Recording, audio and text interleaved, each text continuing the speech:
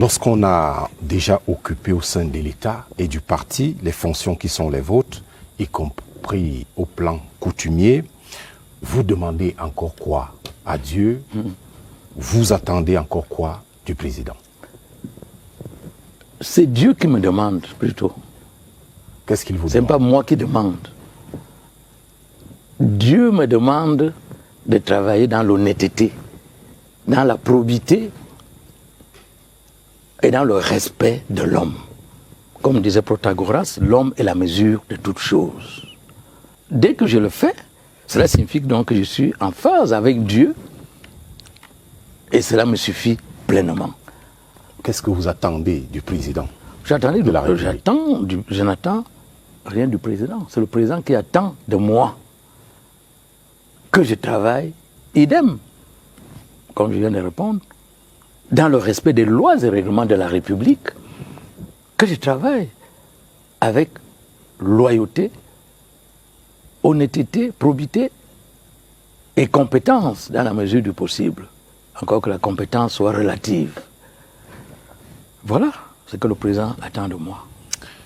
Il y a beaucoup de batailles au sein de la classe dirigeante quant à l'avenir. Est-ce que vous faites partie de ceux qui piaffent d'impatience pour enfin présenter leur candidature? Pourquoi piaffer d'impatience alors que vous avez déjà le pouvoir? J'ai déjà le pouvoir. Je suis chancelier des ordres académiques. Je signe tous les diplômes des universités d'État et même des instituts privés d'enseignement supérieur. 11 universités d'État, 6 institutions internationales domiciliées à Yaoundé, plus de 500 instituts privés d'enseignement supérieur exerçant au Cameroun. J'ai le pouvoir intellectuel. Je suis chancelier des ordres académiques, grâce évidemment au président Paul Biya. Je suis également chef traditionnel, grâce à la volonté de mes ancêtres. Une chefferie qui date du XVIIIe siècle, avec le patriarche Ngombo. J'estime que j'ai déjà ce pouvoir. Je ne piaffe pas d'impatience.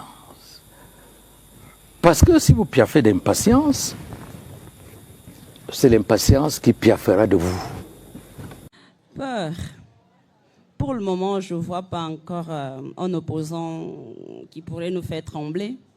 Parce que jusqu'à date, nous avons eu certains opposants qui ne font que dans la casse.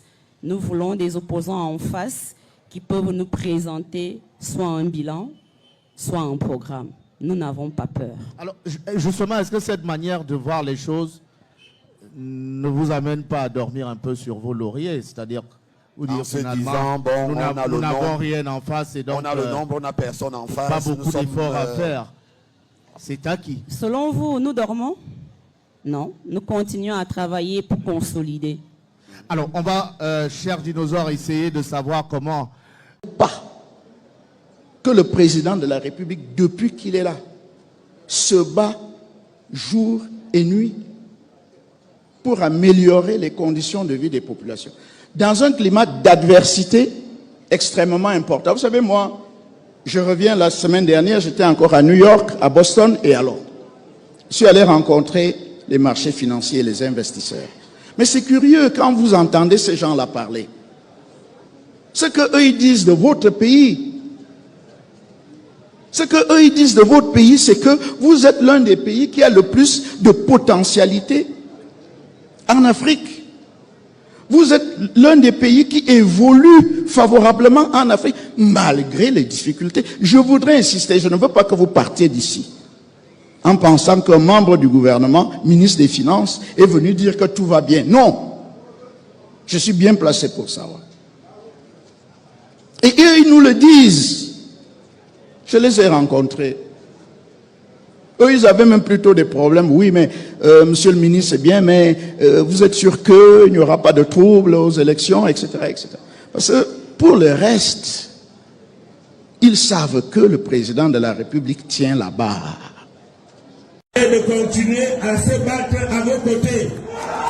Quand les petits bruits qu'on raconte là, il est bien là. Et il sera pas là. Vous avez écouté quel est le thème de la célébration de cette année. Tous derrière le président Biya.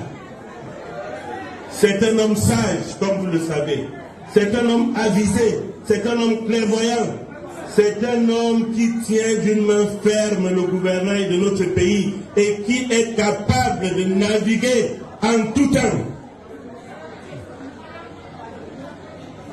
Quand viendra l'heure, en octobre, Minta, Haute-Sanaga, quand viendra l'heure, je serai derrière Paul Biya.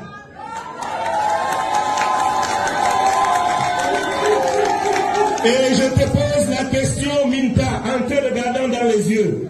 Je te pose la question, Haute-Sanaga, où seras-tu quand viendra l'heure? Quand viendra octobre, où seras-tu, Haute-Sanaga? Seras-tu derrière Paul Biya? Seras-tu derrière Paul Biya? Lève-toi et envoie ce message.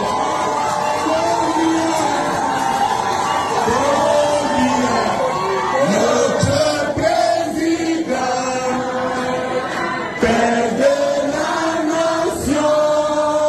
Paul Biya, toujours président. C'est vrai. La situation est celle que nous connaissons. Il y en a qui souffrent, il y en a qui ont des problèmes. Je suis du gouvernement, donc je le sais.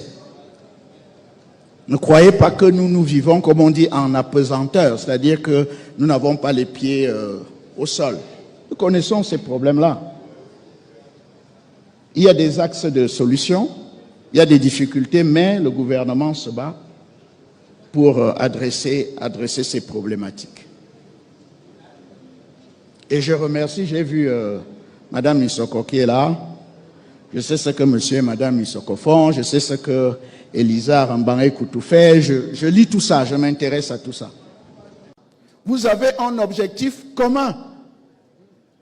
Et c'est cet objectif que je suis venu rappeler ici.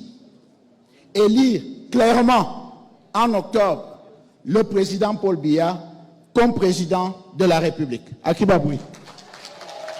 Le message est clair, limpide même. L'objectif unique est la réélection de Paul Biya à la présidentielle d'octobre prochain.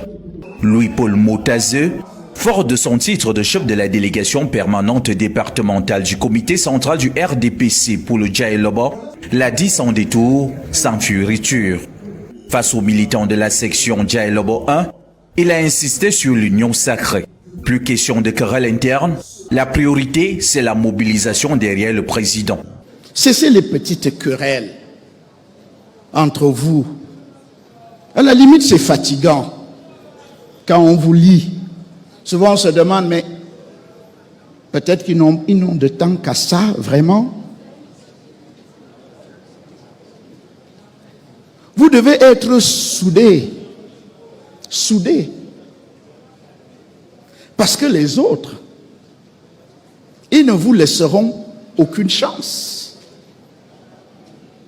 Ils vous ont démontré jusqu'où ils sont capables d'aller. Dans la salle, qualifiée à juste titre de cathédrale du RDPC à San Melima, chefs traditionnels, représentants administratifs et acteurs locaux étaient à l'écoute.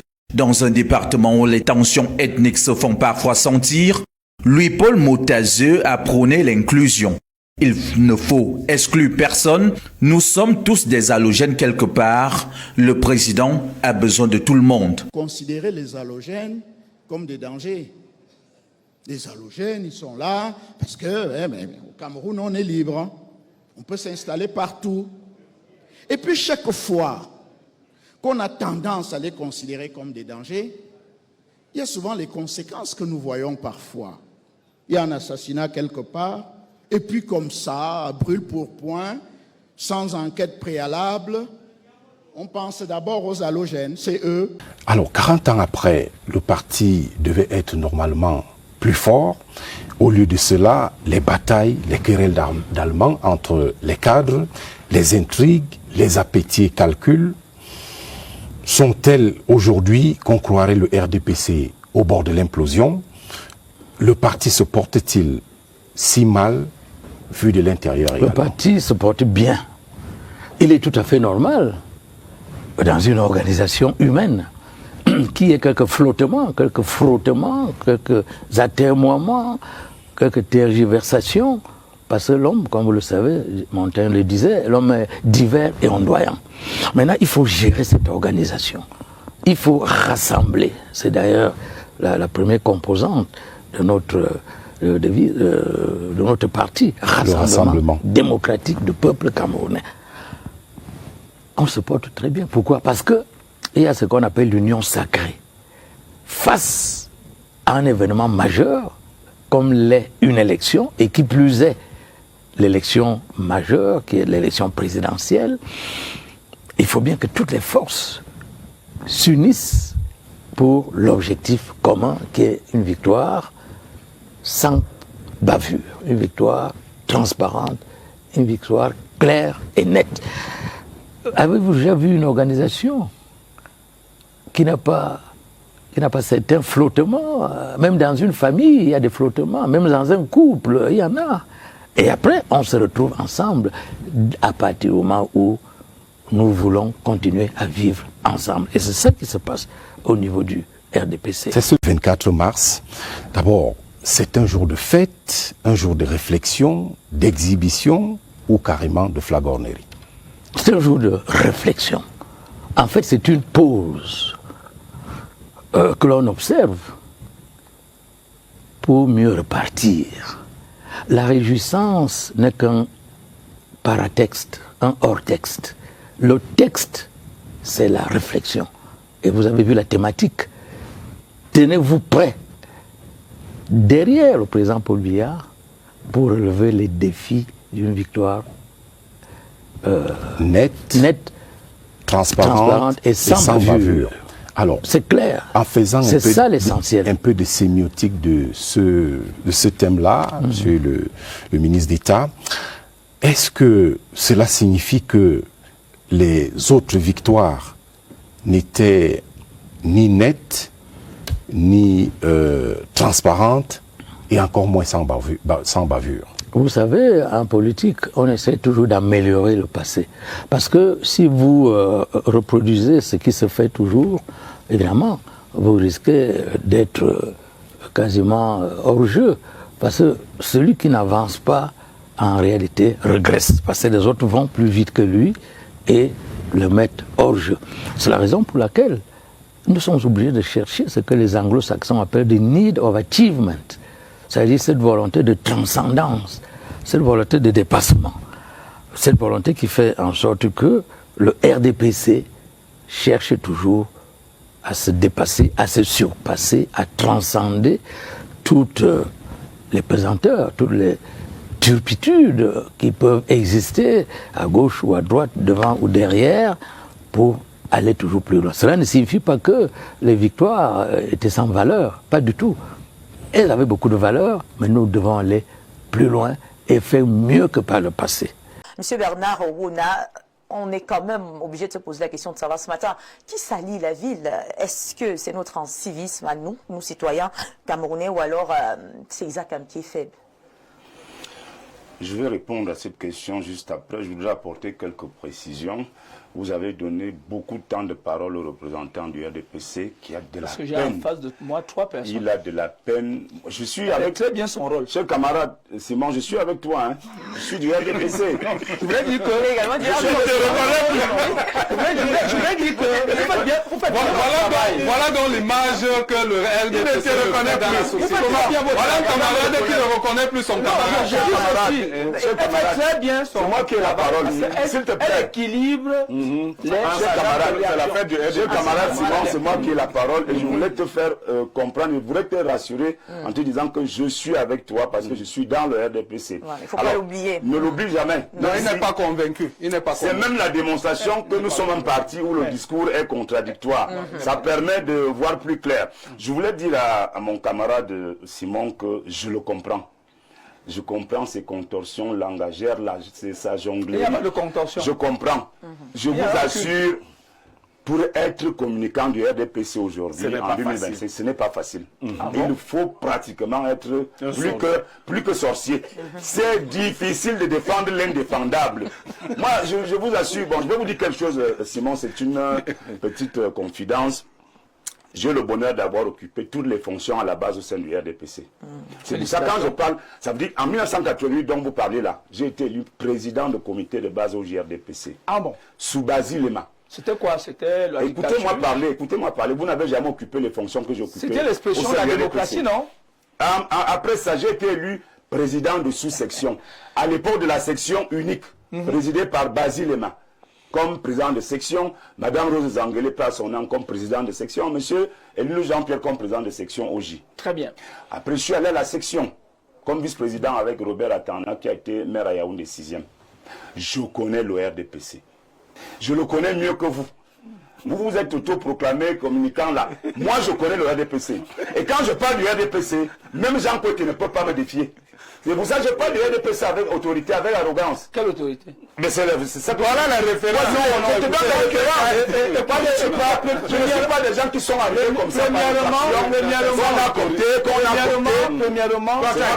il a la parole.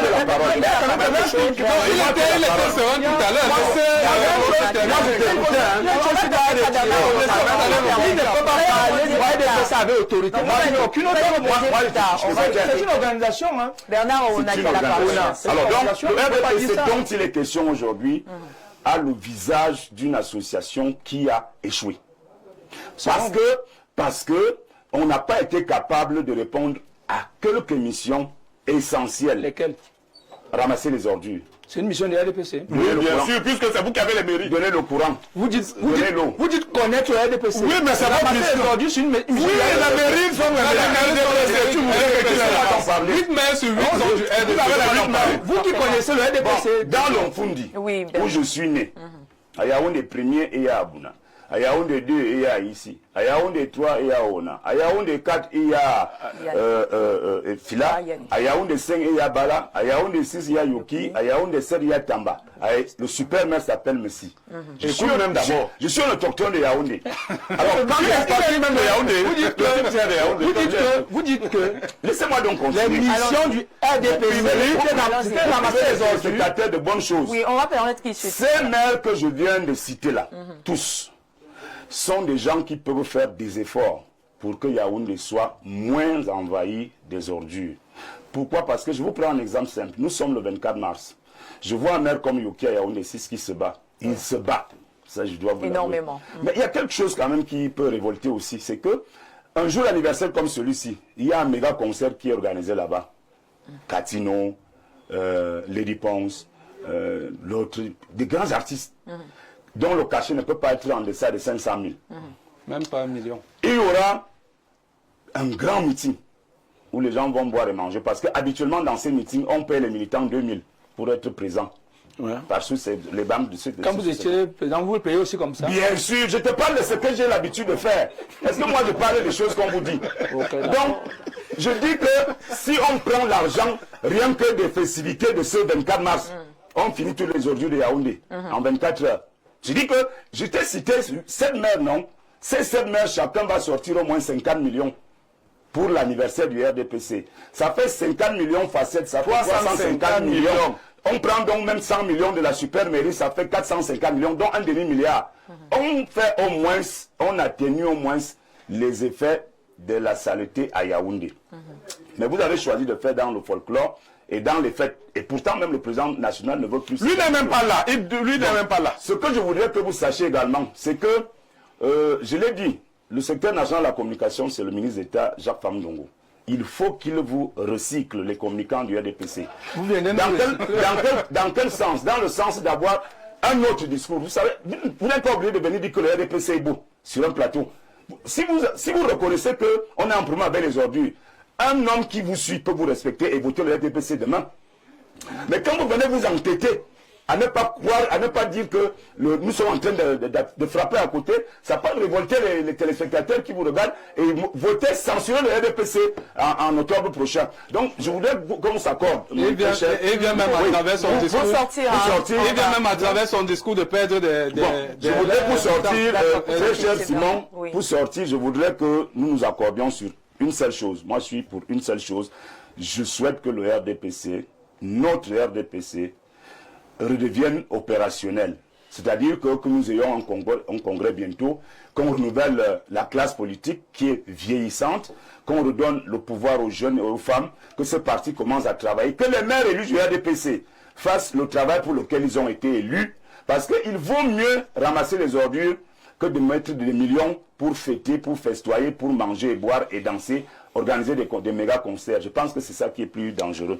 15% du budget national devrait être reversé aux collectivités territoriales décentralisées. Personne ne le fait. Le RDPC bloque ça. Oui, le RDPC bloque. Ils veulent utiliser ça. C'est donc un parti qui aime manger seulement et boire. Il vient de nous révéler quelque chose. Ils sont 4 millions. Si les gens s'y sont vraiment 4 millions, mais j'en doute, ils ne peuvent même pas être 1 million. Si les gens, même s'ils sont 500 000, ils pouvaient se mobiliser un jour comme celui-ci, le matin. Effectivement. Si c'était un parti citoyen, le matin, ils font les bœufs à Sala, les femmes de vous tous, avec, comment on appelle le ministre de la Communication, René Sadi, vous tous. Bien, lui, il est au village, il se repose. Vous balayez la ville. Vous balayez. Vous faites la propreté. Investissement. Vous avez les 7 mairies et la mairie de ville. Vous voulez quelqu'un vienne vous faire la propreté dans votre ville.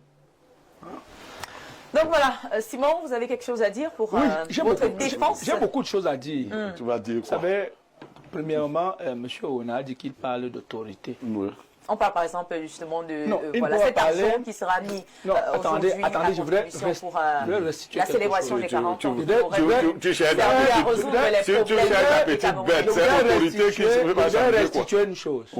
La seule personne qui parle d'autorité sur ce plateau du RDPC, c'est moi. Parce que justement, parce qu'un habit t'a pris, t'as dit que tu es communicant. Parce que tu penses qu'on peut me prendre communicant du RDPC j'ai le mandat. Personne ne peut me prendre communicant du RDPC parce que je suis plus militant RDPC que ceux qui te font de toi communicant. Je ne suis pas venu me quereller. Est-ce qu'un militant, c'est l'échange, mon cher camarade, c'est l'échange. Est-ce qu'un militant, est différent, un militant par décret, vous savez quand même, l'échange est différent de la querelle. Non, mais là nous sommes dans un échange. C'est pas maintenant, c'est espace miné comme ça. Alors si vous